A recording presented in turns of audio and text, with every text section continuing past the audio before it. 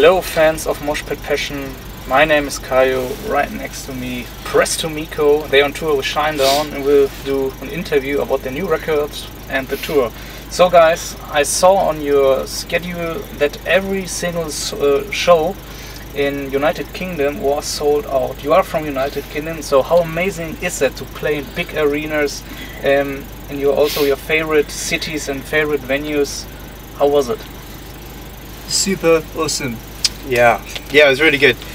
We got to play one of our favourite kind of like, it's called Brixton Academy. It's a venue that we saw all our favourite bands playing at. You know, it was cool. I got to get my brother on in the guest list, and he just gets to look around and see where everyone, all of his kind of idols have been throughout the years. So yeah, it's cool. And the rest of the shows were great. It's just like the Shinedown fans are really receptive to us, even though they might have never heard of us before. So yeah, it's cool. It's been good.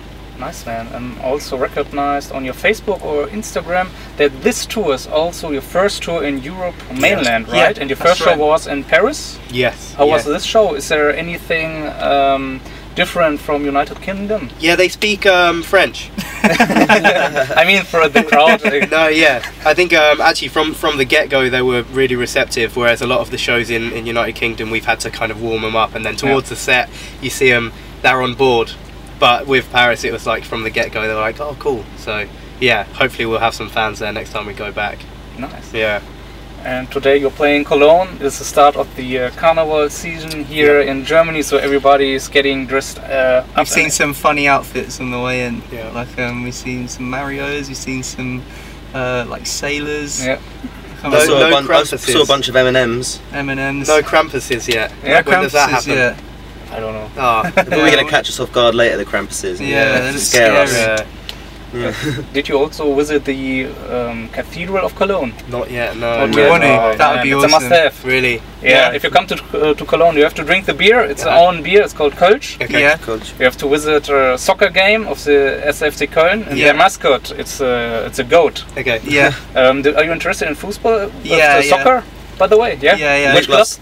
See, I don't. This makes me seem like I'm not, but I just like football now. Because when I was younger, I supported Man United. Yeah. But I kind of stepped away from it for ages. But now I guess I support West Ham when I'm with my girlfriend's dad, because he supports West Ham. But yeah, I just follow it. And you guys?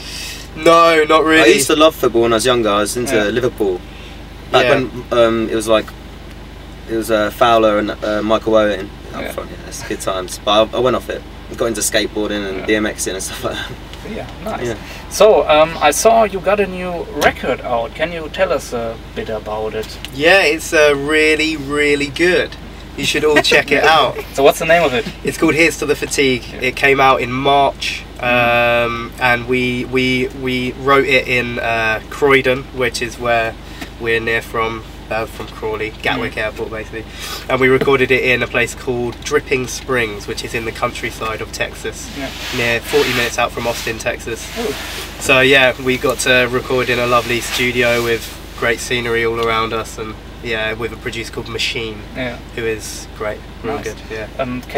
Can you tell us a bit about more the meaning of the record title? Yeah, it's kind of just there's an amalgamation of different kind of concepts on it, but it's mainly just about figuring out different things about being a human as you grow up, really, and all your life becomes a bit disillusioned, and you start to figure things out a bit more, but also realize you don't know anything.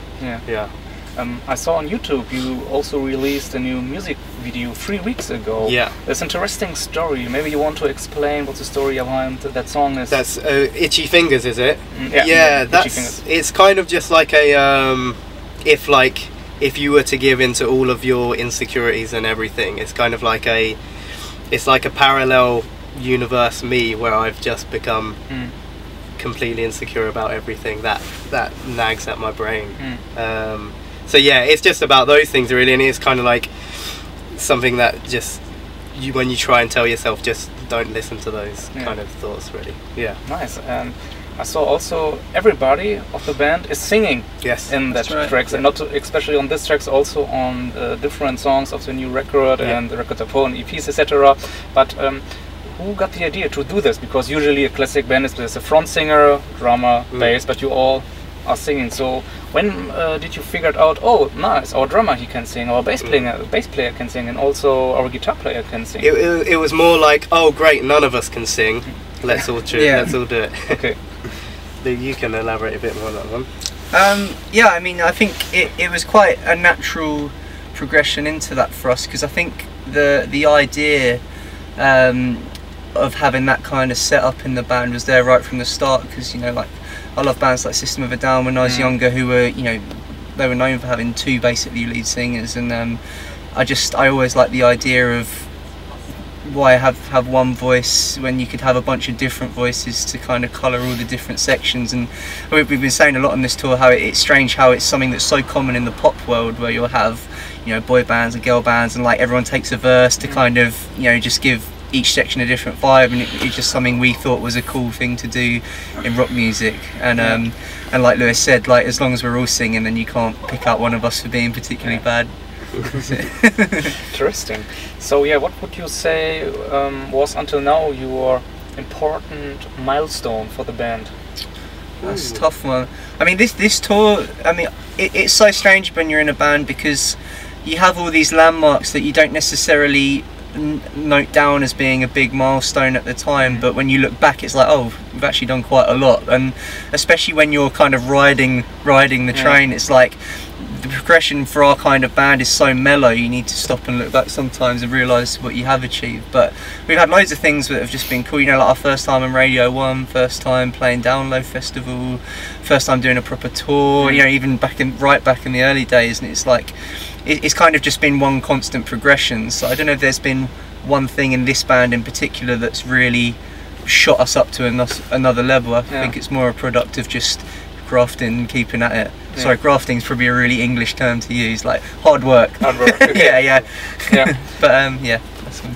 So 2018 is nearly over. Do you got ideas maybe for the rest of the year, or maybe also for the next year, that you say, yeah, we come back to Germany, or releasing new material, something like that? Yeah, after this tour we're going to go home and touch our girlfriends. Yeah, and that's pretty much it. Next year we've just actually recorded a new acoustic EP. So it's 6 tracks, and they're just like reworked versions of mostly songs off this recent album. There's, I think, one song off the first album, and then there's a cover. And it was just something like artistically we really wanted to do, and I think we kind of had the idea as in the back of our heads for a couple of years. It would always be something nice to do, because, you know, there's vocally what we do. There's quite a lot going on in the way of the arrangements, and this is just a really nice way of showcasing the vocals. So we've done that, and we're going to be putting that out, I think, February 15th? Yeah. 15th, yeah. And then we'll do a tour off the back of that. Oh, nice. Then there'll be more tours. We should be, we're pretty set on coming back over to mainland Europe for another run, and then finally we'll be able to do our headline tour for the last album, because it just kept getting postponed because this tour came on, and I think before that something else happened. Then festival season, and then some serious downtime to get the next album done. So, nice. So full schedule for the next year. Yeah, next couple of years are like all or nothing really. Yeah. Nice, but like this tour is a big point, because you see a lot of crowds here in Germany. I don't know, in France was the first show, and what is next? This is the second European show. Yeah, so we've only done Paris. Is Tilburg next? Tilburg tomorrow. Netherlands. And then Frankfurt Tuesday. Yeah, I think it is, and then I think it's like Switzerland or something like that after that. Do we have maybe some goals for you as a band? Which land or which country? Which how do you say? Not countries we're looking forward to. I mean, not country, like Europe, America, Australia. Continent. Yes, continents. I mean, we're hoping to get out to the States. There's stuff in the works now to be making that happen next year, but it's all talk, so you don't know until we're actually on the plane going whether it's going to happen. But I mean, we want to play everywhere. It's like we're playing Russia at the end of this tour, and it's like that's going to be its own experience. So you know, we're looking forward to just seeing a completely different part of the world.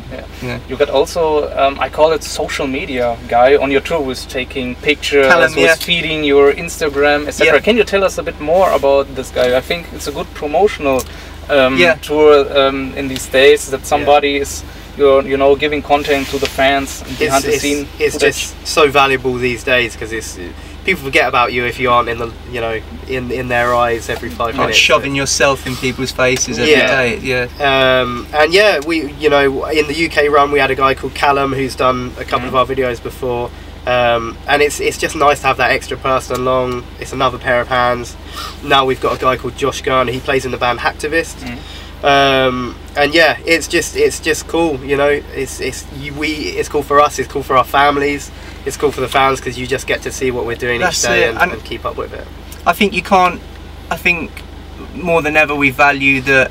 If you're a fan of a band, you want to see all this stuff, so having that extra space taken up by someone who's just capturing all this footage, it makes you, if you're following a band, you feel like you're part of the story and you're going with them. Definitely cool, and also social media, I think 10 years ago it was like the first beginning was MySpace, etc., and 20 years ago maybe write a letter to a fan club, and now it's just, you're some kind of part of it. Reply straight away, it's all good. My last question is, our magazine is called Moshpit Passion, and do you have a nice moshpit experience, your personal moshpit experience to tell? Maybe your first moshpit or last moshpit you can remember? The first time we ever played Germany, which was years ago, Lewis had had a few drinks and went to do a backflip. He just landed flat on his face in the middle of a mosh pit. I did some push-ups to redeem myself. Yeah, so it's really cool. Very cool. That's cool to face it over. Yeah. I was in a Lamb of God Wall of Death once, and that was scary. But I think a lot of my mosh pit experiences have ended with getting hurt. But I used to enjoy it a lot when I was younger. And you? I don't know if there's been one. I think my least favourite mosh pit experiences are when you get someone's sweaty back or bit of hair or dreadlock in your mouth. It's just like you just open your mouth and then it's like you're tasting it for the rest of the day. It's a bit of festival dreadlock in the mosh pit in the mouth. Disgusting. Me and Adam actually had fun the first year we played Download. We had a lot to drink and then we went and watched Limp Bizkit. I mean, we pretty much collectively started every pit during that set. Nice. Yeah, that was fun. I remember doing a pit in Brixton Academy. That's why I was good to play it as well. Billet from Valentine, ages ago, 13 years ago. Yeah, the first record, I guess, with the Poison record. Yeah, that was when it was that record. So that was cool. Definitely. So nice. We are already done with the interview. Maybe you want to say and share anything to your viewers, to your fans. You can do it now. We've got a new single out right now called Itchy Fingers. It's a video on YouTube. You can get it on Spotify and all other platforms. Thank you for watching this interview. Please listen to Here's to the Fatigue, and we'll see you soon. We'll be back soon. Come to a show. We'll be back soon. Yeah, you made it. Watch out for the acoustic EP. Thank you to these nice guys. Thank you guys. Thank you to catering. Thanks everyone. Freunde, ich hoffe, euch hat das Interview gefallen. Damit ihr keine Videos verpasst, abonniert unseren Channel. Auf unserem Kanal findet ihr noch weitere interessante Interviews mit namhaften Bands. Schaut euch auch auf unserer Facebook-Seite herum, wo wir exklusiven Content wie interessante Beiträge, Konzertfotos oder Videos uploaden. Auf unserer Webseite www.moshpitpassion.de findet ihr CD-Reviews, Konzertfotos, Konzertberichte, Interviews und vieles mehr.